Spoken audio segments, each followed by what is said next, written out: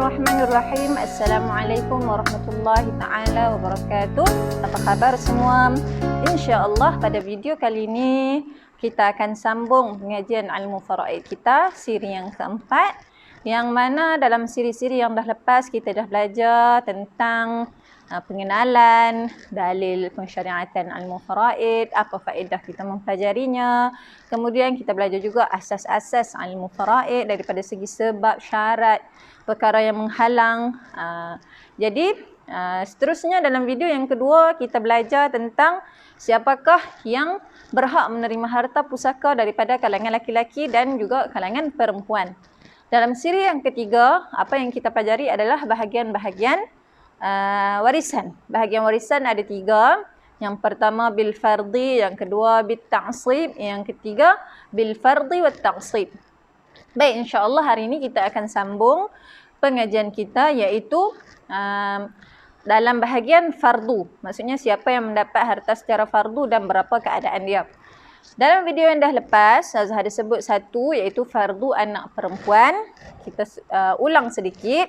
Fardu anak perempuan iaitu al-bintu. Al-bintu anak perempuan, dia ada 3 keadaan. Keadaan yang pertama adalah dia dapat 1/2 apabila dia seorang anak tunggal. 1/2 untuk seorang, iaitu tak ada saudara yang lain, anak tunggal. Keadaan yang kedua adalah 2/3. 2/3 untuk 2 orang ke atas.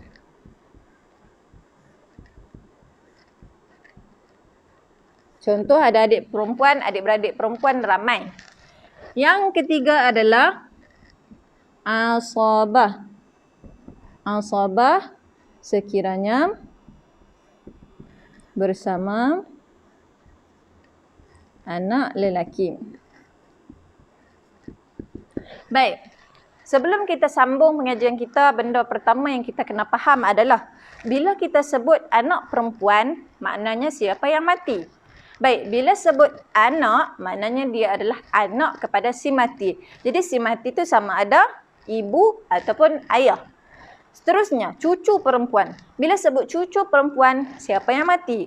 Cucu perempuan adalah cucu kepada si mati. Jadi si mati itu adalah datuk ataupun nenek. 2 tu. Jadi sekarang mari kita tengok fardu cucu perempuan pula.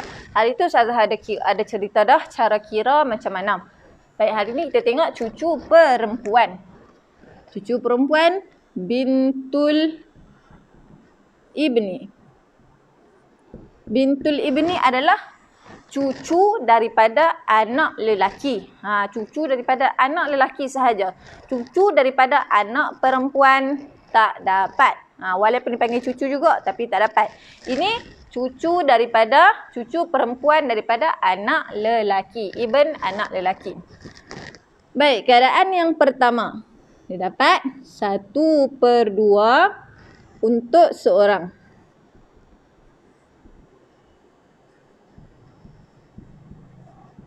Ha, 1/2 untuk seorang ni adalah apabila keadaan dia anak dah tak ada. Anak tak ada. Anak perempuan tak ada, anak lelaki tak ada. Tiba-tiba ada cucu perempuan seorang sahaja daripada anak lelaki. Contoh si mati, ada anak lelaki, kemudian anak lelaki tu kahwin, dapat seorang anak perempuan. Itu dikira sebagai cucu daripada anak lelaki. Baik, lepas tu ayah dia pun mati, tinggal sekarang datuk dia hidup lagi. Datuk dia hidup lagi, tiba-tiba datuk dia meninggal, harta nak pergi kepada siapa? Kepada cucu perempuan. Kepada cucu perempuan. Jadi cucu perempuan tadi dah dia seorang, dia dapatlah 1/2. 1/2 daripada harta datuk dia. Datuk dia ada 10 juta. Dia dapat berapa? 5 juta. Dah 1/2 makna setengah. Seterusnya, keadaan yang kedua adalah sama juga. 2/3 untuk 2 orang ke atas. 2/3 untuk 2 orang dan ke atas. Maksudnya si datuk dapat anak lelaki kahwin dapat anak perempuan ramai. Dapat cucu perempuan ada 6 orang. Jadi bila dah ada cucu saja, anak dah tak ada, dapatlah cucu dia tu 2/3 bahagi sama banyak. 2/3 daripada harta warisan, kemudian bahagilah ada berapa orang. Baik, itu keadaan yang kedua. Keadaan yang ketiga adalah asabah. Asabah sekiranya bersama cucu lelaki. Asabah sekiranya bersama cucu lelaki. Dan kita kena ingat lidzakari mithlu hadzil unsayain.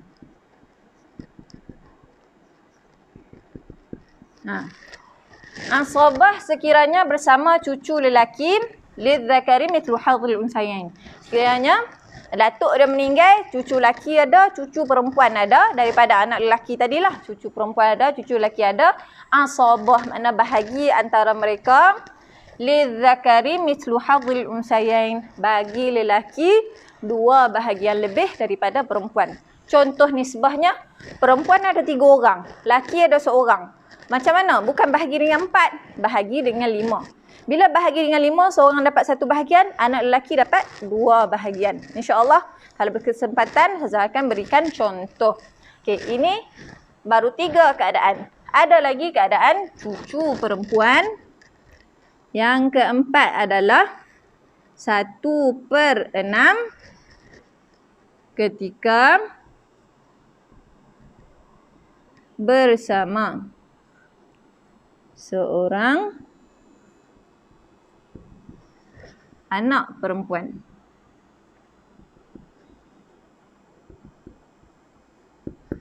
Baik, 1/6 ketika bersama seorang anak perempuan. Macam mana keadaannya? Keadaannya macam ni, contoh. Baik, ini datuk. Datuk kahwin dengan nenek.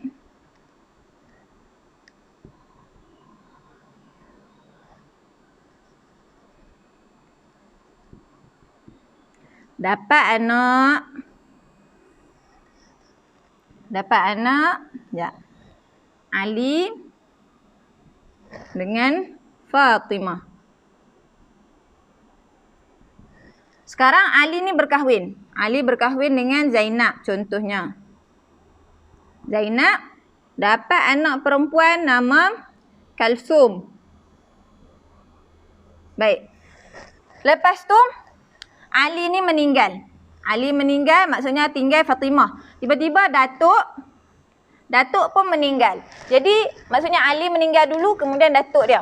Sekarang harta datuk dia dapat dekat anak dan dapat dekat cucu. Kalsum ni kira cucu dia lah. Bab nenek kita tinggal dulu sebab tak sampai lagi. Jadi Fatimah dapat 1/2 sebab dia seorang anak perempuan. Abang dia dah mati dah. Kemudian Kalsum, cucu perempuan tadi, Kalsum ni akan dapat 1/6 ketika bersama seorang anak perempuan. Kalsum ni Fatimah. Jadi Kalsum mendapat 1/6, Fatimah tadi dapat berapa? 1/2. Contoh gini, kita tulis. Ini bintun, anak perempuan. Khususnya bintul ibni. Jadi harta, contohlah harta ada 5,000. Contoh harta ada 5,000. Sekarang bintun ni adalah anak kepada si mati. Anak kepada si mati, anak perempuan apabila keadaan dia seorang, dia dapat 1/2. Bintul ibni, cucu kepada si mati, dapat, kita tengok apa? 1/2 kalau dia seorang, tak ada anak perempuan. 2/3 kalau 2 orang ke atas ni masalah dia seorang. Asabah sekiranya bersama cucu lelaki. Tapi dalam keadaan ni cucu lelaki tak ada. 1/6 ketika bersama seorang anak perempuan. Ni ada anak perempuan, ni ada cucu perempuan, maknanya dia dapat 1/6. Baik, sekarang kita kira. Sekarang kita kira 1/2 daripada 5,000 berapa? 2,500. 5,000 bahagi 2. 2,500. 1/6 daripada 5,000 berapa? Kita kira. Okey, 5,000 bahagi dengan 6. Berapa? 65, 30, 66, 36, 76, 42, 86, 48. 36, 18. Nanti kamu boleh tolong kira sendirilah. Tambah kosong.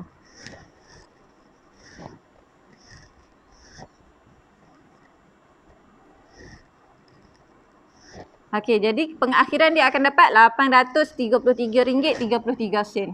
RM833.33. Ustazah, ada baki lagi lah Ustazah. Nak pergi mana? Baki tu kita tunggu kejap. Nanti kita belajar. Baik, ini keadaan yang Ustazah terangkan 1/6 ketika bersama anak perempuan. Seterusnya, dia ada lagi. Ada lagi. Keadaan macam mana? Gugur. Sekiranya bersama 2 orang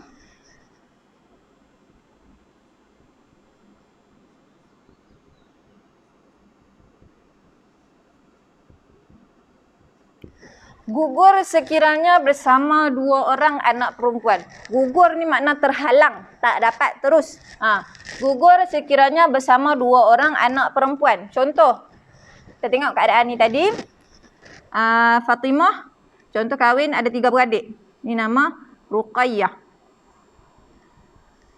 Bila keadaan macam ni, Zainab ni tak termasuk tau. Sebab Zainab ni isteri Ali, jadi tak ada dalam keadaan ni. Ruqayyah, Fatimah 2 beradik. Kemudian mereka ada anak saudara yang bernama Kalsum. Kalsum dalam keadaan ni dia tak dapat. Kerana apa? Kerana bersama 2 orang anak perempuan. Dia gugur, tak dapat, terhalang. Tapi ada sambungan. Sambungan macam mana? Selama tidak ada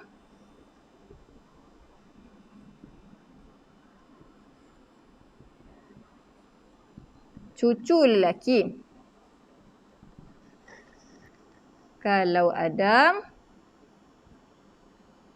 asabah bersamanya.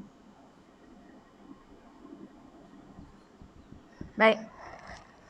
Gugur sekiranya bersama 2 orang anak perempuan. Berhenti sampai situ. Contoh dalam keadaan. Sekejap, saya padam sekejap.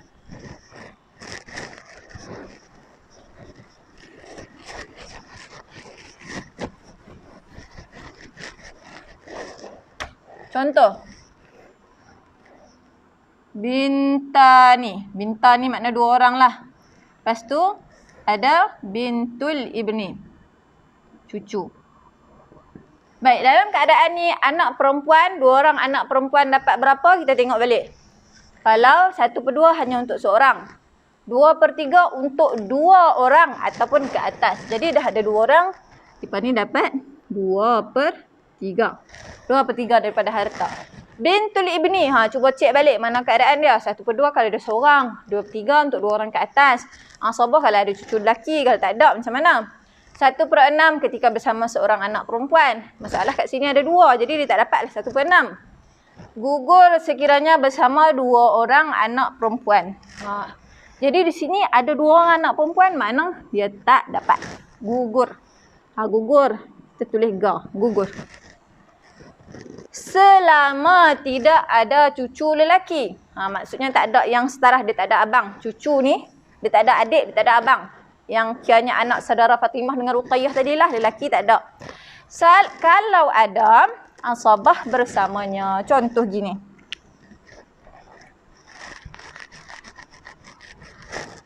Contoh macam ni. Ibnul ibni. Ibnul ibni ni makna cucu lelaki lah. Baik, kalau tak ada yang ni tadi, cucu perempuan gugur. Kalau ada dia asabah. Asabah makna harta yang lebih, bahagi mereka ni sama banyak, tapi lelaki 2 bahagian lebih daripada perempuan. Itu maksud yang nombor 5 ni. Yang nombor 5. Baik, seterusnya. Gugur. Gugur lagi.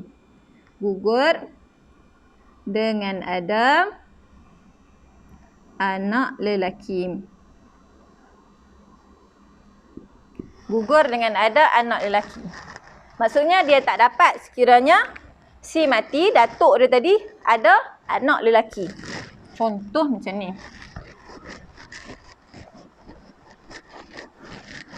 Kita bagi contoh baru. Contoh ni datuk.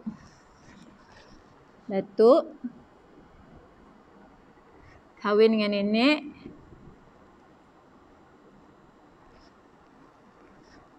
Dapat anak Ali tadi. Ali. Kemudian dapat lagi Muhammad. Dan juga contoh gitu je. Ali dengan Muhammad. Dapat Ali ni kahwin dengan Zainab. Contoh kahwin dengan Zainab.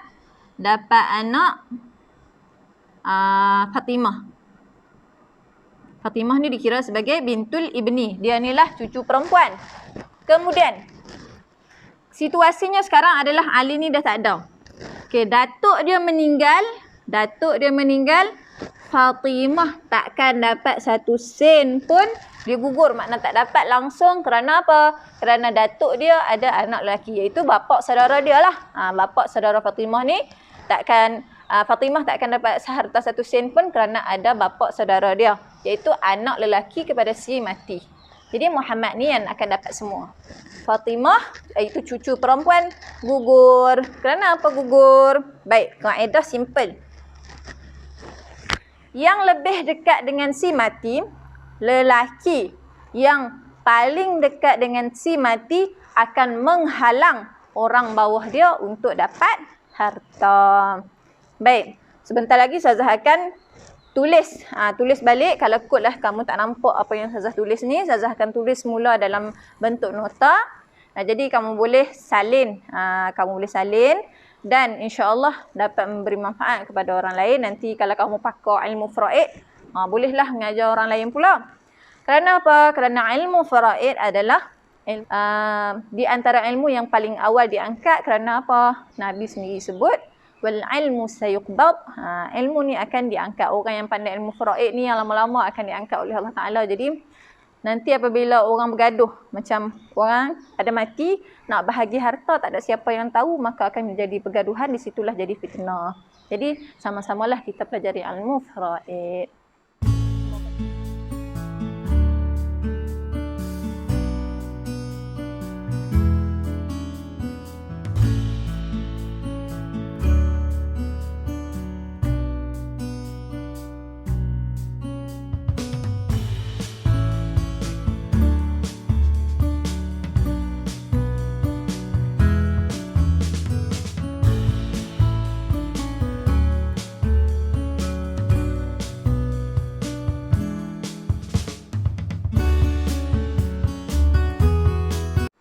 Semoga bermanfaat. Wabillahi taufiq wal hidayah. Wassalamualaikum warahmatullahi wabarakatuh.